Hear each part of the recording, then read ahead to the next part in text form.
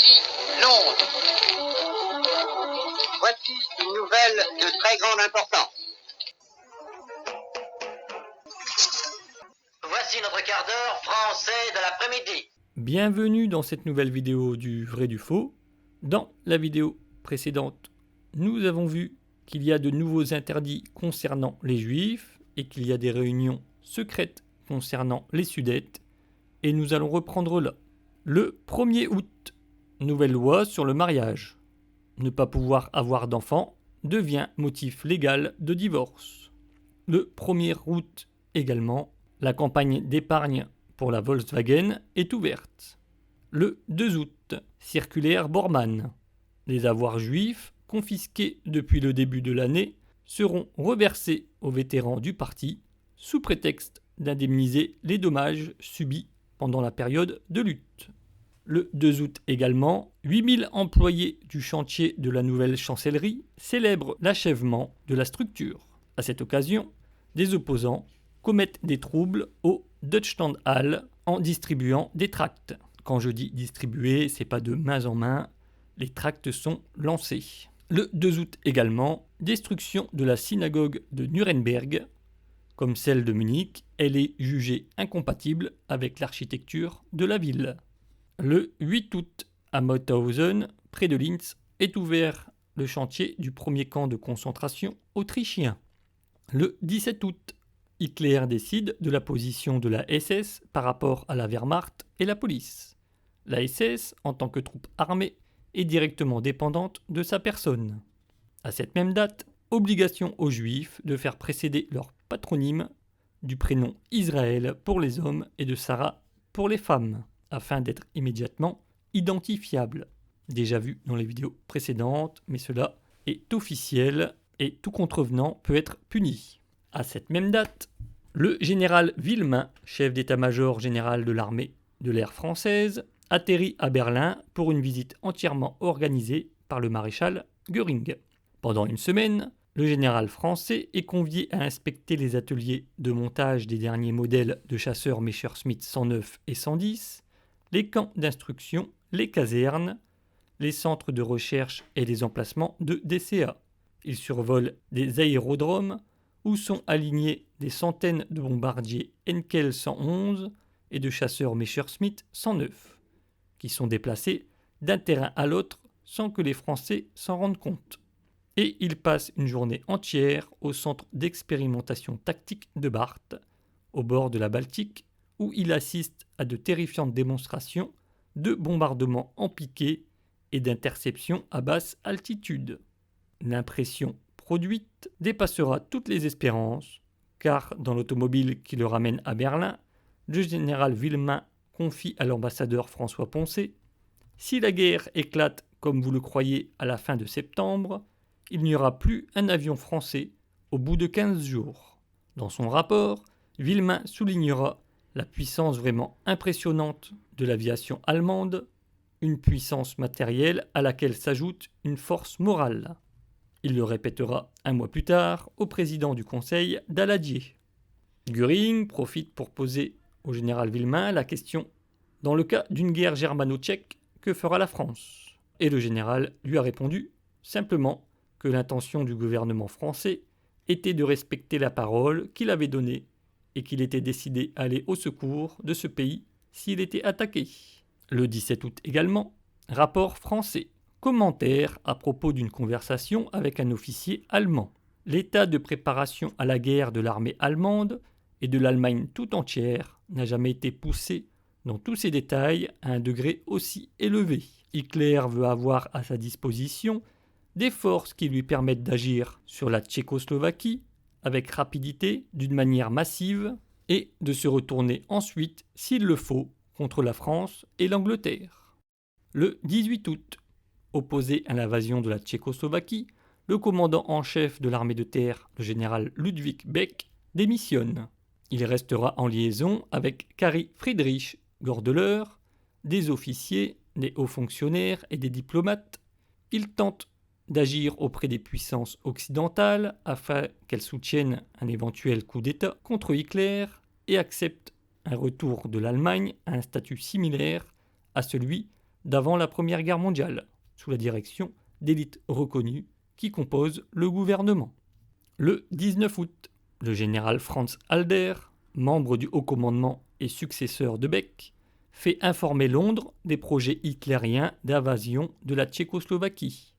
Le gouvernement britannique s'en tient à sa stratégie d'apaisement.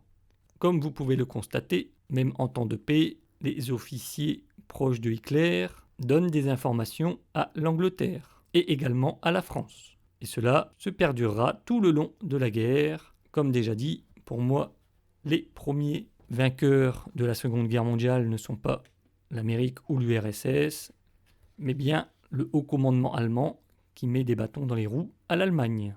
Mais nous y rentrerons plus en détail au moment de la guerre. À cette même date, lettre pastorale de la conférence des évêques réunis à Fulda pour protester contre la persécution des églises le 22 août, à l'occasion de la visite officielle de l'amiral Miklós Horthy, régent de Hongrie.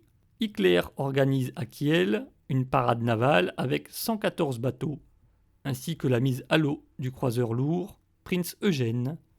Le régent de Hongrie est profondément anticommuniste. Le 25 août, le Parti communiste allemand, en exil, appelle à une mobilisation massive contre les projets hitlériens d'invasion de la Tchécoslovaquie. À cette même date, toujours pour la visite du régent de Hongrie, défilé énorme de troupes à pied. Le 27 août, Hitler passe 3 jours à inspecter le chantier de la ligne Siegfried, qui fait face à la ligne Maginot. Le 28 août, début des négociations en Tchécoslovaquie entre le parti allemand des Sudètes et le chef de l'État Beneš afin de régler la crise des Sudètes. Le 29 août, rapport français. La revue du 25 août a été la plus grande revue militaire d'après-guerre. 16 000 hommes ont défilé pendant 2 heures. Un grand nombre de chars ont été présentés, ainsi que des mortiers de très gros calibre, et quelques pièces d'artillerie lourdes, jusqu'alors inconnues. À noter la faiblesse de l'encadrement en officiers des unités d'infanterie. Le 30 août, à Vienne, Adolf Eichmann devient responsable du bureau de l'immigration juive. À cette même date, rapport français. Compte rendu d'une manœuvre d'infanterie avec chars. L'infanterie attaque tout d'abord sans chars après une préparation d'artillerie. Les chars ne sont pas engagés au début de l'attaque, mais lorsque l'infanterie ne peut plus progresser. Le 31 août, l'ambassadeur britannique de Berlin, Neville Anderson, est rappelé à Londres suite aux menaces allemandes contre la Tchécoslovaquie. Pour ce mois d'août 1938, Goebbels nous dit qu'Hitler est présent dans de nombreuses villes allemandes pour des défilés suite à la fête de la gymnastique. Il dit que les spectacles sont merveilleux et qu'il y a des tempêtes d'acclamations pour saluer le Führer. Il nous dit également Mussolini fait au pape une réponse salée suite à son intervention dans le domaine de la politique raciale. Elle était prévisible et ne peut que nous être agréable. Ensuite, il nous dit que Hitler se rend à Bayreuth pour le festival et qu'il est très satisfait. Par la suite, le viol de la frontière par des aviateurs tchèques à Glatz a soulevé une vive indignation dans l'ensemble de la presse allemande. Commentaire très dur, vive protestation allemande à Prague. Comme vu dans les vidéos précédentes, des avions passent la frontière allemande. Les Allemands disent que c'est des avions tchécoslovaques et les Tchécoslovaques disent qu'ils n'ont pas d'avions dans les airs, aux heures et aux jours concernés. Par la suite, Rome tire les conséquences pratiques de la doctrine raciale. Ordonnance sévère contre les juifs étrangers. C'est un premier pas. La juiverie internationale va continuer d'elle-même à provoquer et exciter Mussolini. Les juifs sont tellement stupides. Par la suite, le problème du Tyrol du Sud me donne des maux de tête. Les Italiens exigent toujours plus de nous. Nous devons maintenant italianiser aussi les noms de villes allemandes. Je dois parler de ce problème avec le Führer. Cela fait mal au cœur, mais la raison doit être pour l'instant plus forte que le cœur. Par la suite, en Tchécoslovaquie, recrudescence de la terreur anti-allemande. Un autre mort, mais nous allons nous occuper massivement de ces chevaliers brigands. À Shanghai, état d'alerte. Les Japonais craignent des soulèvements. Ils n'ont pas non plus de quoi rire pour l'instant. Par la suite, les Anglais infiltrent des agents dans le mouvement de Mosley. Ils viennent ensuite visiter l'Allemagne comme d'inoffensifs fascistes, mais en réalité pour espionner. Nous allons faire davantage attention à l'avenir. Par la suite, le Führer se creuse encore la tête au sujet de la question tchécoslovaque. Il l'a déjà résolue en imagination et découpe déjà les nouveaux goûts. C'est grandiose, il trouvera également le moyen de résoudre ce problème, peut-être plus tôt que nous ne le pensons. Par la suite, armistice entre Tokyo et Moscou. Tout le monde respire avec soulagement. Les canons se taisent sur le front de Changfeng. Nous avions bien besoin de cette guerre. Par la suite, je lis un rapport de François Poncet sur l'Allemagne et les perspectives de paix. Très pessimiste. François Poncet s'y montre très anti-allemand. Je ne l'ai d'ailleurs jamais considéré autrement. Par la suite, nous avons des difficultés sur nos chantiers du bâtiment. Tous les ouvriers sont mobilisés pour les fortifications de l'Ouest, mais elles seront achevées en octobre. Par la suite, les gens de la radio française sont effrayés de l'état misérable de son organisation. Ils montrent en exemple la radio allemande. Par la suite, l'avion allemand Condor a réalisé un aller-retour Berlin-New York, New York-Berlin en un temps record. Le monde entier admire cette prouesse. Nous pouvons de nouveau être fiers de notre aviation. Par la suite, les Japonais se retirent sur le front de Changfeng. Une guerre avec Moscou n'est pas dans leur intérêt pour l'instant, mais elle viendra, aussi sûrement que 2 et 2 font 4. Par la suite, nouveaux troubles en Palestine, avec de nombreux morts. Là non plus, pas moyen d'arriver à la paix. L'Angleterre récolte la folie qu'elle a semée. Par la suite, Goebbels nous raconte ses disputes avec Magda. Hier, longue conversation avec Magda. Elle est très dure et méchante avec moi. Mais cela n'a plus d'importance maintenant. Je vais ensuite voir Mère, qui est si adorable et si bonne envers moi. C'est bien là que je suis vraiment à la maison. Couché tard, je ne dors plus qu'avec des somnifères. Et je ne mange plus rien. Donc là, Goebbels ne précise pas, mais ses embrouilles avec Magda concernent sa ou ses maîtresses. Par la suite, Göring parle au Gauleiter, prend position contre la panique de guerre, explique que, même le cas échéant, tout est préparé au mieux. Au reste, notre peuple ne supporte pas de longues guerres. Nous devons donc miser sur les résultats de l'effet de surprise, et ce sera bien le cas ici aussi. Par la suite, le Führer me parle des fortifications à l'ouest. Elles seront terminées d'ici les premières gelées. Nous serons alors à l'abri des attaques venues de l'ouest et la France ne pourra plus rien faire contre nous. La solution des problèmes en Europe centrale mûrit au même rythme. Dans tous les cas, nous aurons alors les coups des franches. François Poncet a été reçu chez le Führer. Il cherchait à en savoir davantage, mais le Führer est resté de marbre. François Poncet a dû se retirer sans en savoir plus. Le Führer est décidé à agir dès que le moment sera venu. Par la suite, le soir, dîner chez le Führer. Nous discutons de la Russie. Son armement est médiocre et son matériel encore pire. L'offensive en Espagne en a clairement apporté la preuve. Moscou n'est pas à la hauteur de Tokyo. De plus, son armée est démoralisée par une suite ininterrompue de procès. Par la suite, à Vienne, on a arrêté un diplomate anglais pour espionnage. Cela fait sensation. Les Anglais nient effrontément, mais c'est toujours la technique des voleurs pris la main dans le sac. Le soir chez le Führer, nous nous entretenons de l'Angleterre. Il explique une nouvelle fois combien il aimerait parvenir à de bonnes relations avec l'Angleterre. Aussi bien fait-il tout pour cela. Mais l'Angleterre fait obstacle à notre besoin d'expansion. La relation avec l'Italie n'est certes pas populaire, mais l'Italie est de notre côté. Toutefois, le peuple allemand n'a pas encore pardonné à l'Italie sa défection pendant la guerre. L'Angleterre dispose encore d'une bonne race de seigneurs. Mais pour combien de temps encore ? Sa popularité décroît progressivement dans le peuple allemand, et c'est aussi complètement inéluctable. Par la suite, chez le Führer pour le déjeuner. Le Führer a un jugement très dur sur les Hongrois. Ce ne sont que des éleveurs de porcs. tout ce qui a de la valeur là-bas a du sang allemand dans les veines. Mais nous ne sommes pas chargés de régénérer tous les États balkaniques avec du sang allemand. La Roumanie, par exemple, n'a été organisée pour l'essentiel que par des princes allemands. Et la voici maintenant qui se dresse contre nous par sa politique.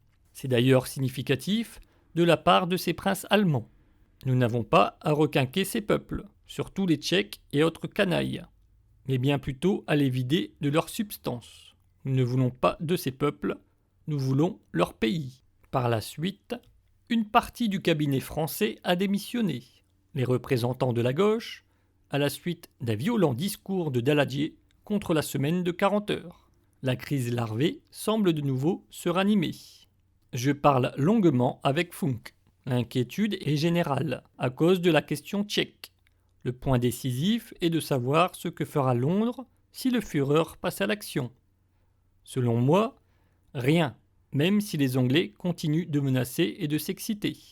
Mais comme toujours, l'heure décisive, c'est une question d'intuition et de chance. J'espère que le Führer en aura de nouveau. Les Hongrois sont pour ainsi dire persuadés et ils vont se rallier à notre plan. C'est à Horthy de décider. Je parle longuement avec lui, il est rempli d'une haine féroce contre les Tchèques. Ce n'est pas un peuple digne d'avoir un État, dit-il, à juste titre. Mais pourra-t-on se reposer sur la Hongrie au moment de la crise ? Peut-être parce que ses propres intérêts sont également en jeu. Et Horthy est un homme d'honneur. Il fait une très bonne impression. Il n'est ni gâteux, ni sclérosé. Il me plaît bien. Par la suite, hier, le matin, parade grandiose. Un tableau imposant de la puissance et de la capacité militaire de l'Allemagne, qui fait visiblement une très forte impression sur tous les étrangers.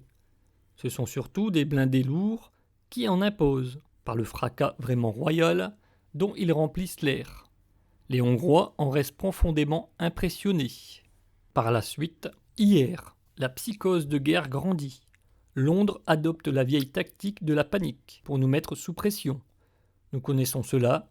J'ordonne que cette panique artificielle n'apparaisse plus dans les dépêches, de peur que la Wilhelmstrasse ne sente ses genoux se dérober. L'ensemble du scénario est bien monté à Londres. Conseil de cabinet, rappel d'Anderson, avant les mesures plus sérieuses, etc. La vieille rengaine, mais elle ne nous fait plus rentrer sous terre. Par la suite, rapport de Helldorf sur la poursuite de ses opérations anti-juives. Elle se déroule selon le plan prévu. Beaucoup de juifs ont déjà émigré de Berlin. Inventaire des biens des juifs berlinois. Il y a encore parmi eux tant de gens riches et même de multimillionnaires que toute compassion serait ici hors de propos. Nous allons donc continuer l'opération. Donc voilà, cette vidéo est terminée. J'espère que vous avez appris des choses et je vous souhaite une bonne journée.